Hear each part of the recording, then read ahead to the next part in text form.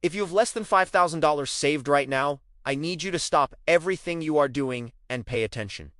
This isn't about making you feel bad. It's not about shaming you for where you are or lecturing you on your life choices. This is about waking you up to a cold, cynical reality that most people refuse to face until it's too late. The truth is simple. If you have less than $5,000 sitting in your account right now, you aren't living. You are a hostage to fate. You are exactly one unexpected event away from a complete and total financial disaster. One car breakdown, one medical emergency, one job loss, one broken appliance. Just one thing goes wrong, and suddenly you're drowning. Suddenly, you're putting groceries on a high-interest credit card. Suddenly, you're calling family members for a loan you know you can't pay back soon. Suddenly, you're lying awake at 3 in the morning doing frantic mental math, trying to figure out how to survive until the next paycheck. Before we go deeper into how you actually break this cycle,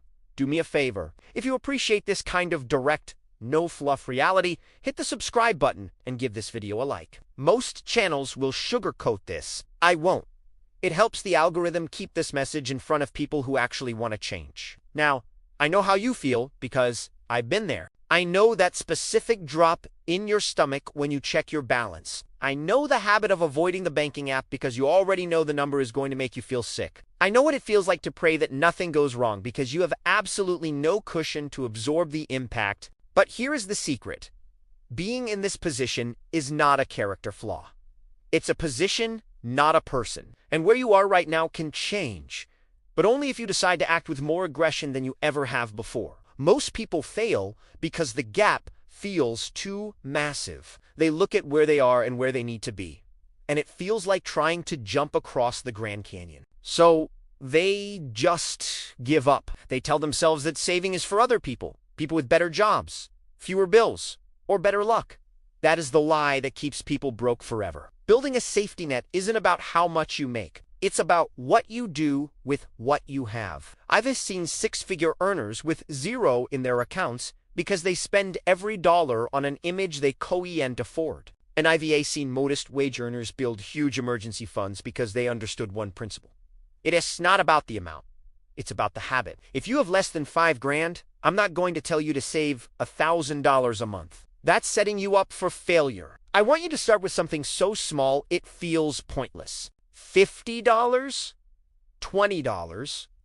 $10? I don't care how small it is, as long as it's consistent. You need to build the muscle. You need to prove to yourself that you are the kind of person who keeps something for yourself. Every time you save, you are voting for your future. You are telling yourself that your security matters more than a temporary dopamine hit from a purchase you forget about in a week. But understand this. The moment you start, life is going to test you. I guarantee it. As soon as you put that first $500 aside, your car will make a weird noise or your fridge will stop working. You will be tempted to raid that account. Do not do it. Unless it is a genuine, life-altering emergency, do not touch that money. Let it sit there. Let it grow. The first $1,000 is the hardest part. It feels like pushing a massive boulder up a steep mountain. Every dollar is a struggle. But once you hit that first 1,000, the momentum shifts. You realize that if you could do 1, you can do 2. If you can do 2, you can do 5. Suddenly, you aren't a person who can't save. You're a person with a floor. To make this real, you need brutal honesty.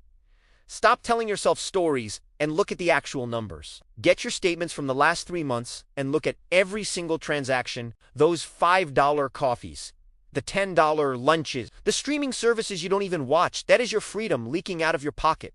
You cannot fix what you cannot see. Once you see the leak, you have to automate the repair. Don't rely on willpower. It runs out. Set up an automatic transfer for the day after you get paid. Before you even see that money, it should be gone. Moved to a separate bank, a different institution. Make it inconvenient to access. That small bit of friction is often the only thing that stands between you and an impulsive mistake. Being debt-free and having a cushion isn't just about money. It's about choice. When you have no savings, you have no choices. You can't leave a toxic job. You can't take a risk on a new opportunity.